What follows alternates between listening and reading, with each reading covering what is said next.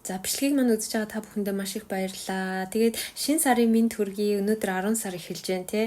За бүгдээрээ шинэ сарда амжилт дүүрэн байгаарэ. Аз жаргалтай байгаарэ. Та нараас нэг асуулт асууя. Таны бодлоор одоо аз жаргал гэж хаана байдаг вэ гэж бодож байна. Одоо хаана байдаг вэ гэд хэлэхээр бид нэр их гаднаас хайдаг юм байна л да. Одоо мөнгөтэй бол, ажилтай бол, гэр бүлтэй бол, сайхан найз нөхдөд болж гэдэг юм ингээд ерөөсө гаднаас хайгаад гадаах зүйл рүү ингээд аз жаргалаа хандуулад идэм байна л да. Тэгтэл аз жаргал ердөөсөө таны дотор байгаа. Бидний дотор байгаа.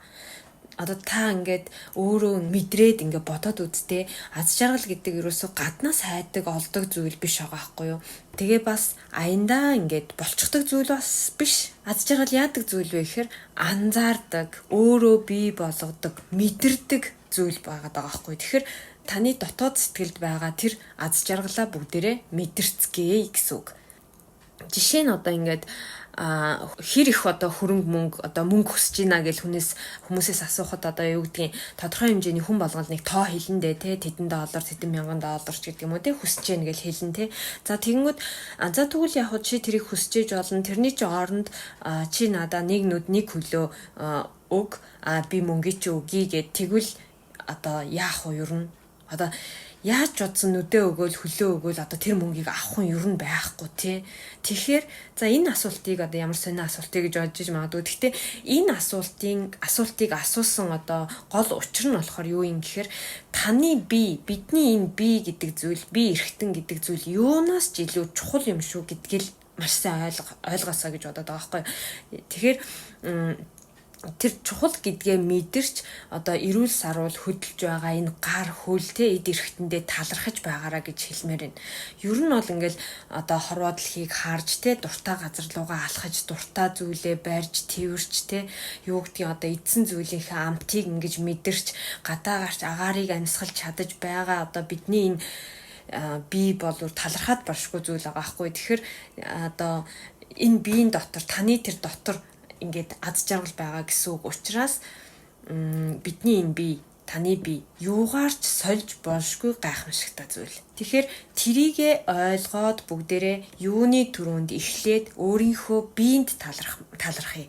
За тэгээд таны төлөө бидний төлөө энэ бие маань өдөр шөнөгүй ингээл цохилол ажиллаал те ингээ хичээж байгаа учраас одоо хамгийн түрүүнд юу гэдгийг миний төлөө хичээж байгаа эд эрхтэн бүхэндээ талархъя гэдэг юм уу те. Би одоо бас энэ юуг талархлыг эхлүүлээд ер нь сар бараг болох чинь тэгээд маш гоё тийм өөрчлөлттэй. Тийм болохоор бүгдээрээ трийгээ маш сайн ойлгож эхлээд ерөөсөө өөрийнхөө биеинд л талархаж сурцгаая.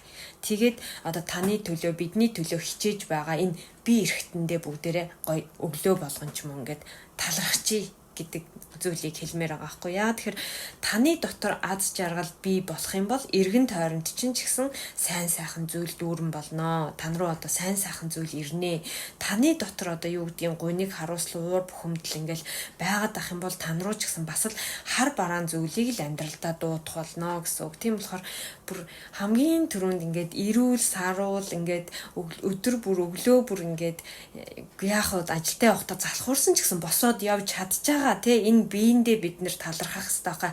Ажил хийж чадчихагаа энэ биендээ талархах ёстой гэж бодож байгаа байхгүй юу. Би тийм болохоор бүгдээрээ аз жаргалыг мэдрэх, анзаарах тийм сэтгэл зүг бүтээгээрээ. Тэгээд тэхийн тулд яах вэ гэвэл өнөөдрийн жаргалтай, сайхан санагдсан зүйлүүдээ бичдэг. Тийм дадалтай болох хэрэгтэй гэсэн үг байхгүй юу.